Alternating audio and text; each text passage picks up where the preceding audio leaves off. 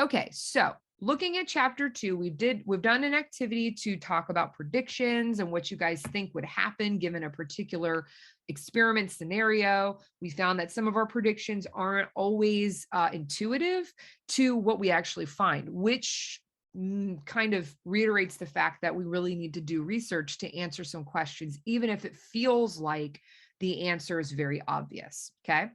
Now, we know, you guys know at this point, that social psychologists use the same methods as other scientists and other kinds of science disciplines.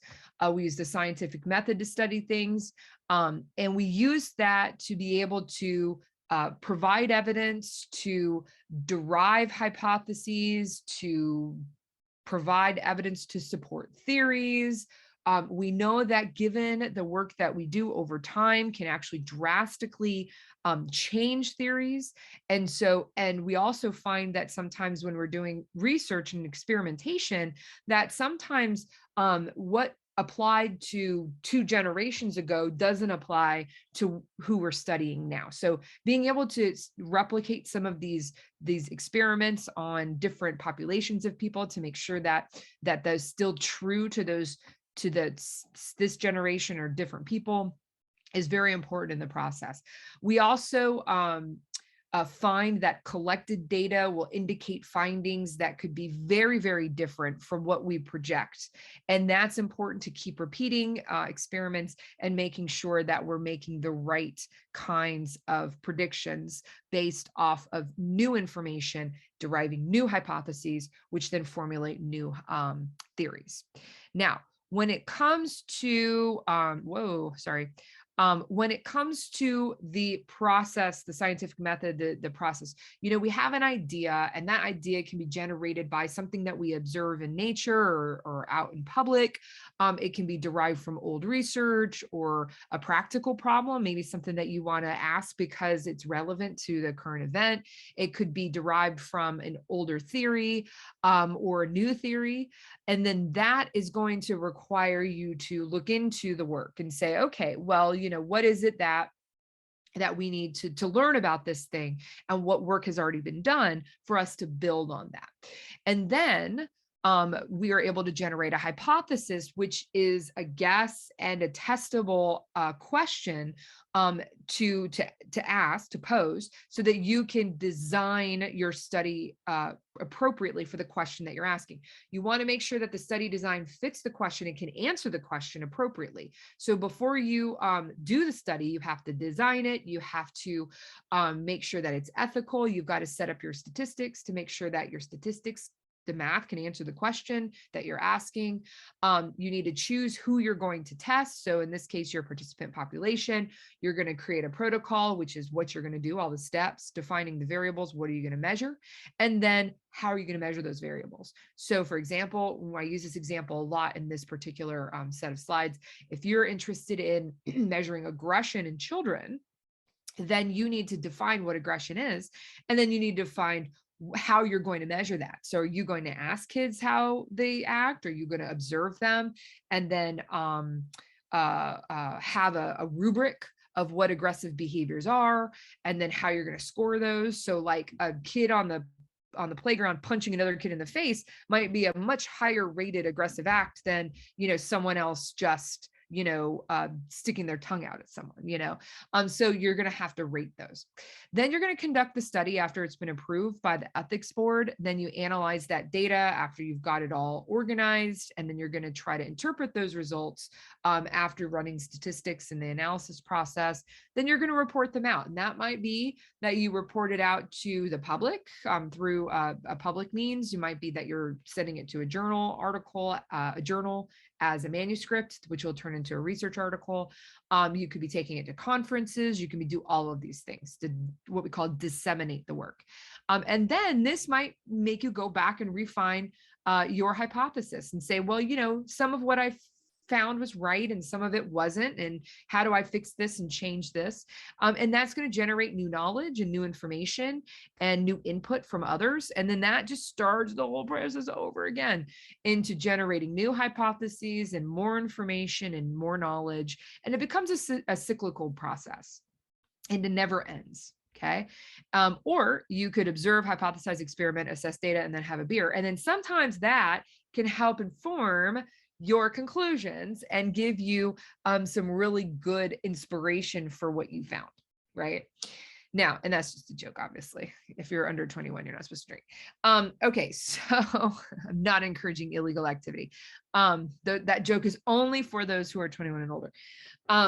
Okay, so when we go through this process, right? So the first major step is to formulate a hypothesis.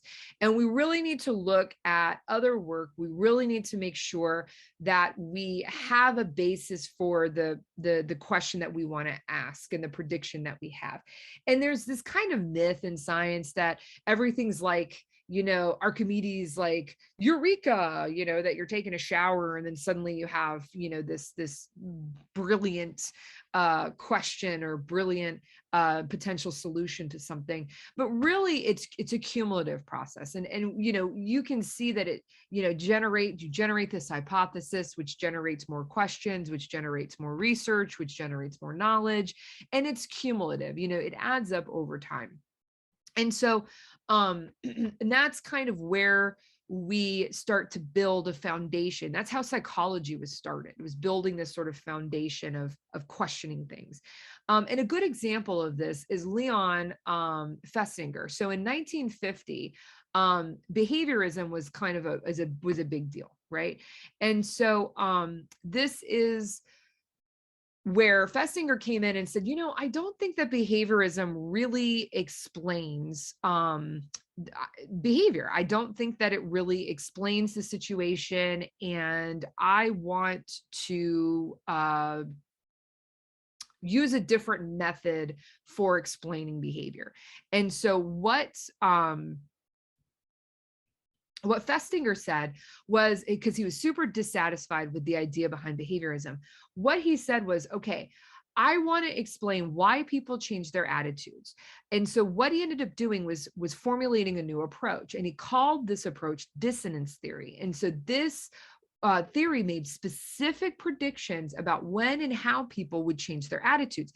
And this was something that could not be really explained well by the behaviorist approach. And so for this particular example, this gives us some indication about how psychology works, right? And social psychology is no different from that. And that is, you have an idea based off of something different from what somebody else has. And you go, well, my explanation explains it better than their explanation. And then somebody else comes along and says, no, that's not right. Let's look at it this way. And it just kind of keeps building. And we have more and more theories. And then we have to be able to test those particular theories, because that's what happened with Festinger's explanation, is that later on, other researchers were trying to basically discount his ideas by being able to do experiments and research to say, well, we don't have evidence for this, but we have evidence for that. And so that's kind of how the process works. Another thing that we can do is just observe what's going on around us and observe sort of, how people act in the environment. And so other hypotheses derived from sort of observations of everyday life. One in particular was Latine and Darley's research based off of a case of a woman whose name was Kitty Genovese. So Kitty Genovese was a young woman in New York who was murdered right outside her apartment, and 38 people witnessed it. Do you guys want to guess how many people called 911 or called the authorities? So 38 people witnessed this woman getting murdered, whether it was like they actually heard, right, or knew that something was going on, she was getting stabbed, right?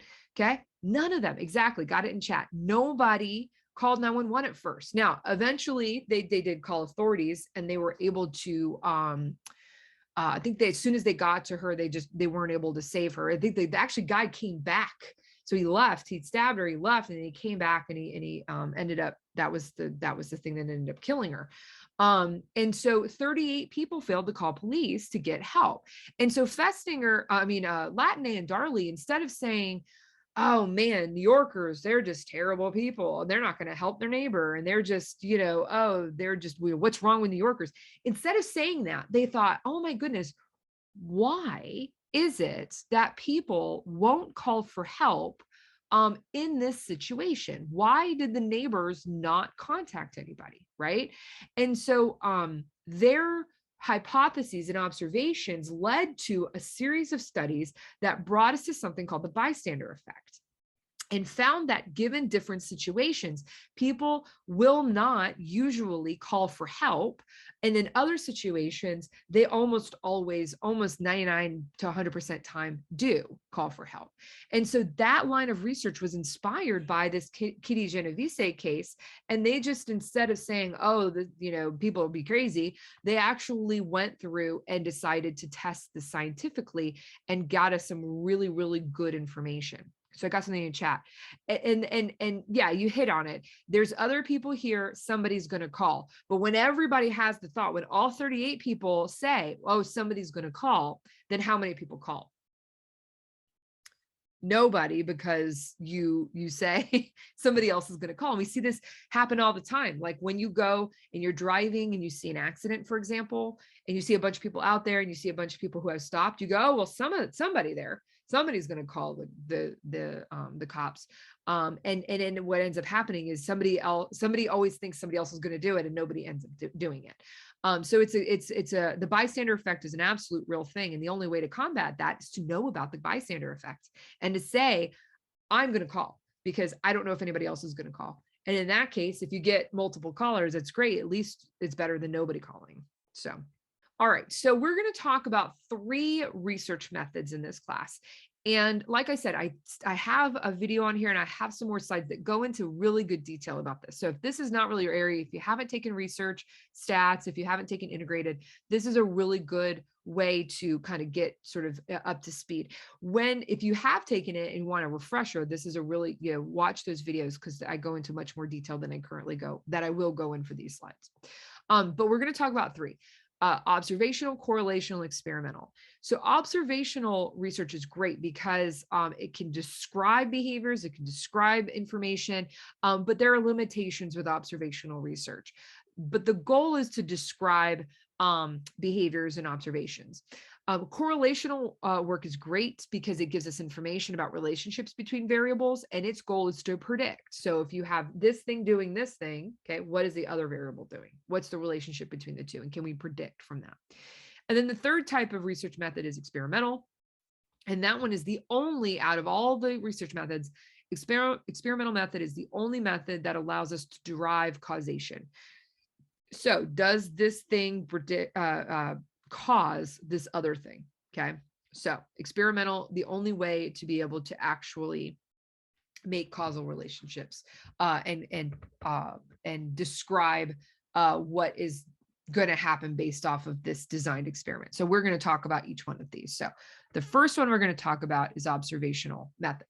So when it comes to the observational method, this is where a researcher is going to observe people. They're going to systematically record a particular behavior. They're going to, define what they're looking for, and they're going to use that to describe the behavior that they want to discuss. In ethnography, okay, this is where we see like this kind of insider's point of view, right? And this is the chief method of cultural anthropology, which is cultural anthropology is the study of human cultures and societies. So this is where you see an anthropologist might join like a tribe, right?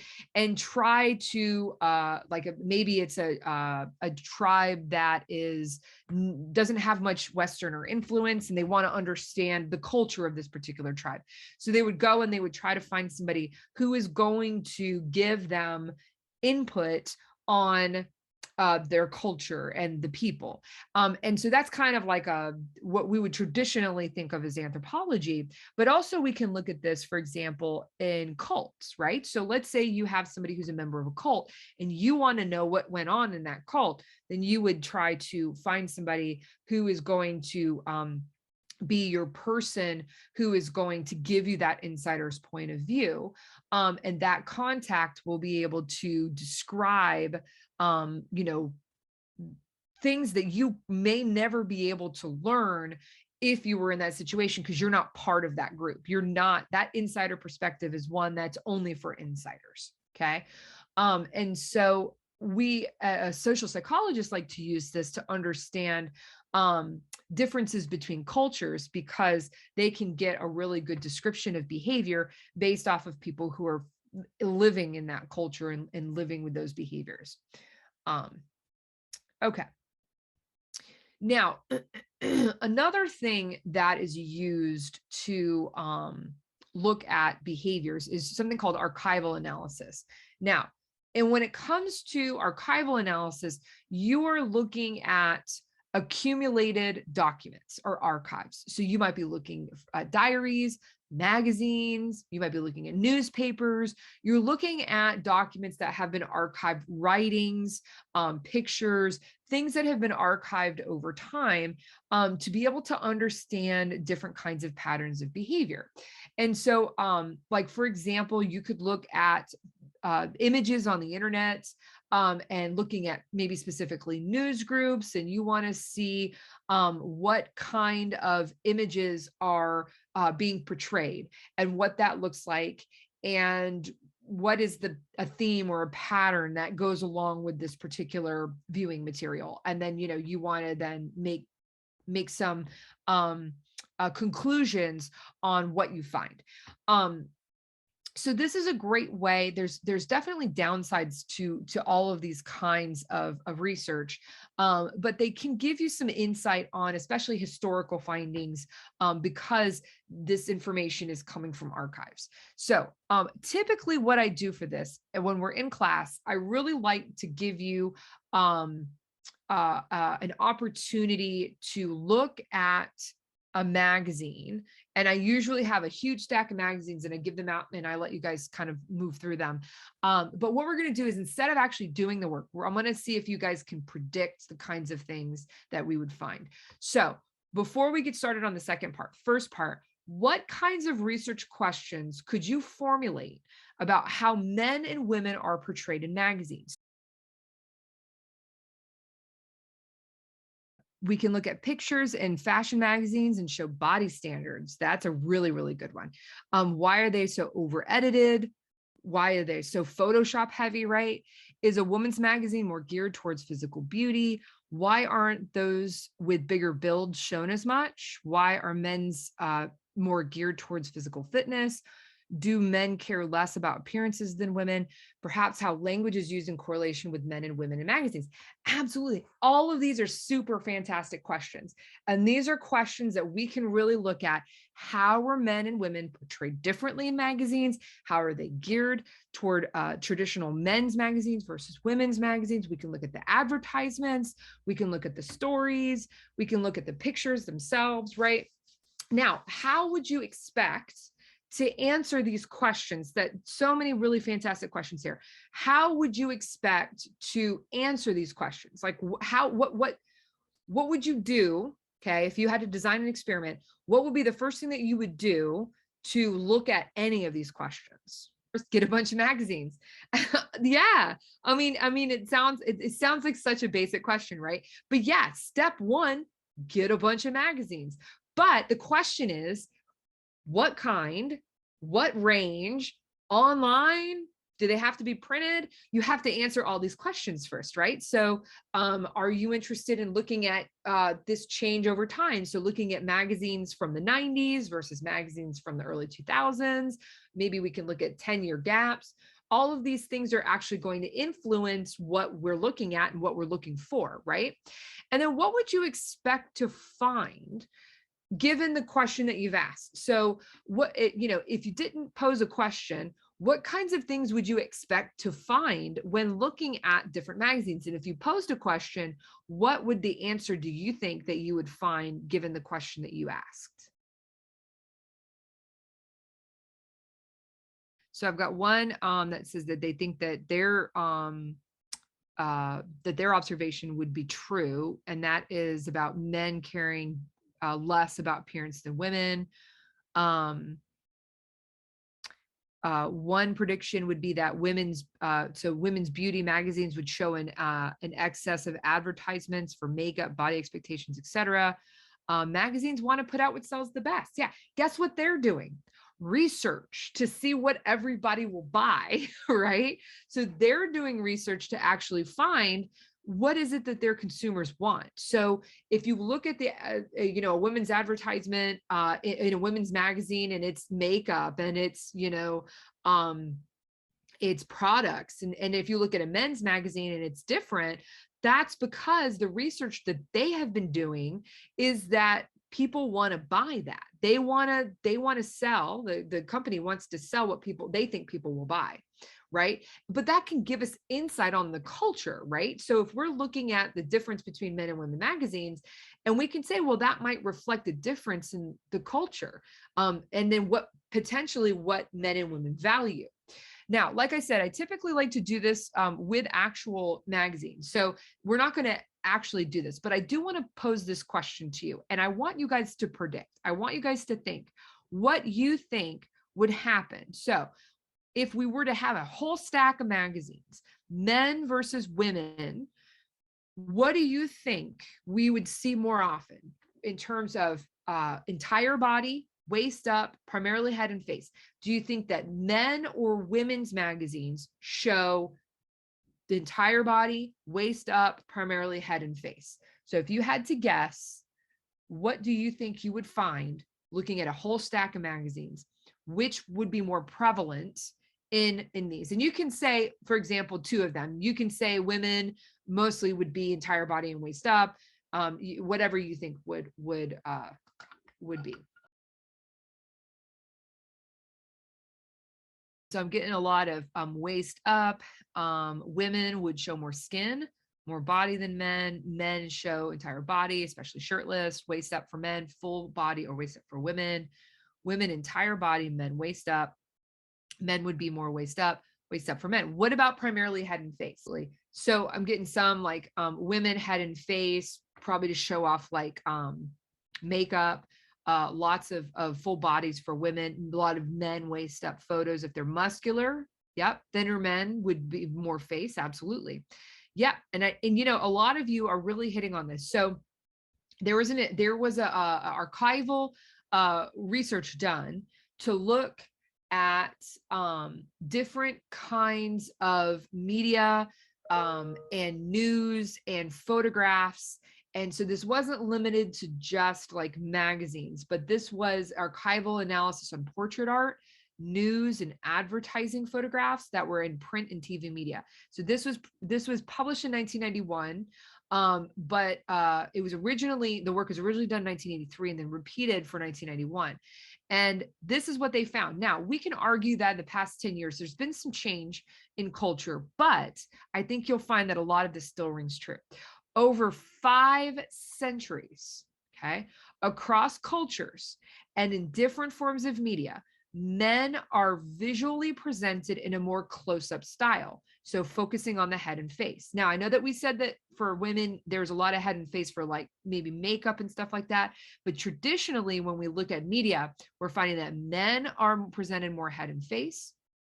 Women tend to be a more long shot style that focuses on the body. Okay. Now, what those researchers concluded was that there was a lot of gender stereotyping and sexual stereotyping happening here. And what they concluded was that men were being portrayed in a stronger style, okay, that emphasized things like intellectual achievements, whereas women tended to be portrayed in a weaker style that emphasized a total physical appearance. And so we're seeing this kind of trend. And I think that you can probably look for this. So as you move through social media and look at advertisements, I think it's very clear first of all, what are they selling and what do they want to show you? And then what's unnecessary? So for example, a perfume commercial. Is it necessary for me to see the entire almost naked body of a really popular movie star for a perfume? because I have always said that, you know what perfume commercial would sell me? Not one where somebody's riding bareback on a beach, half naked. This. That would sell me. Somebody's like, you know what? Smells pretty good. I think I'll wear it. Okay. These interpretive sort of media of like, so I'm watching a mini movie and I'm like, what are they selling again? Oh, perfume. Okay.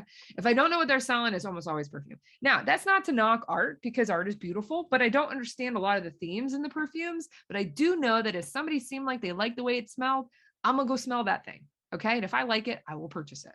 But whatever, to each his own. Okay, so let's dive a little bit further into observational work.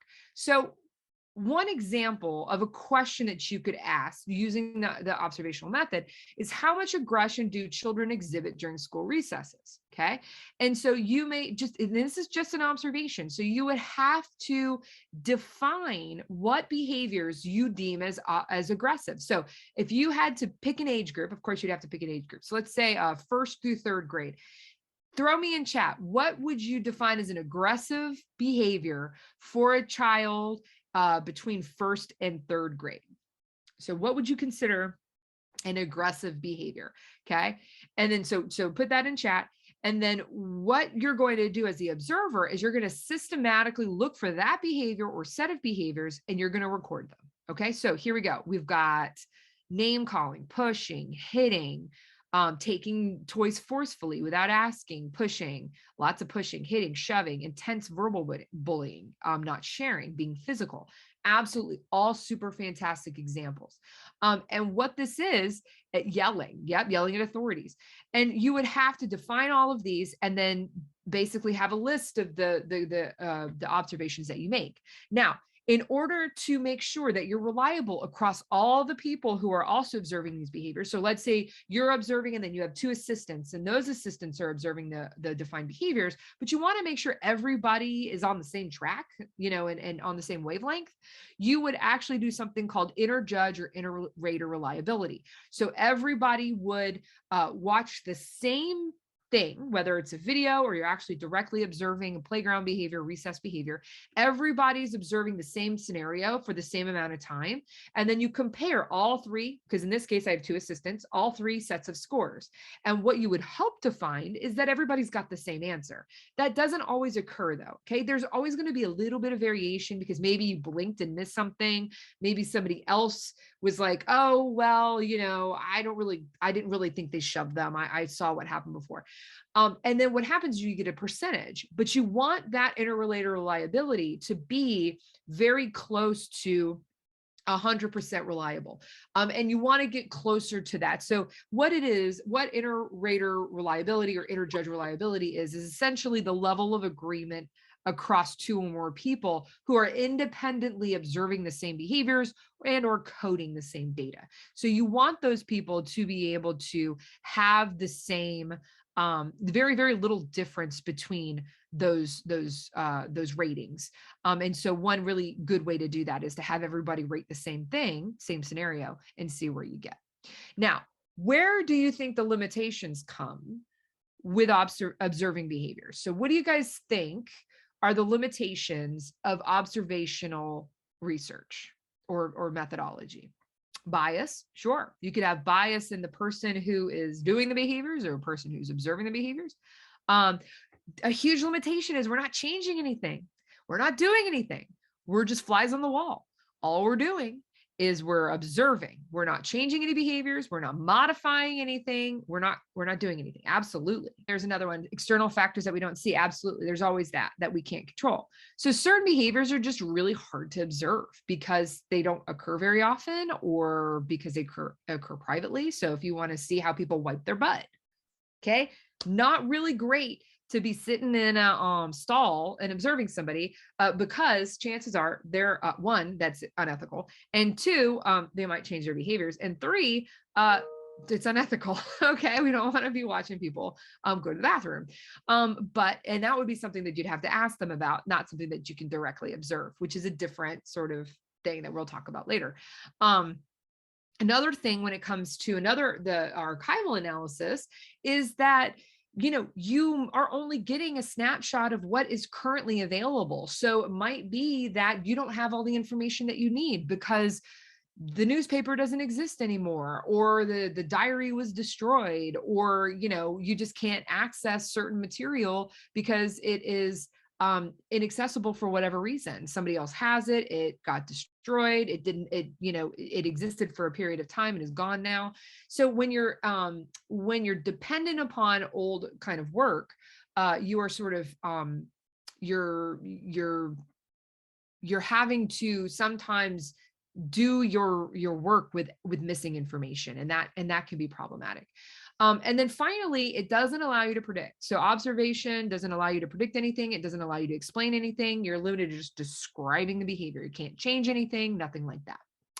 Now, for next class, we are going to start with the correlational method. So we've got a nice kind of end here with observational. So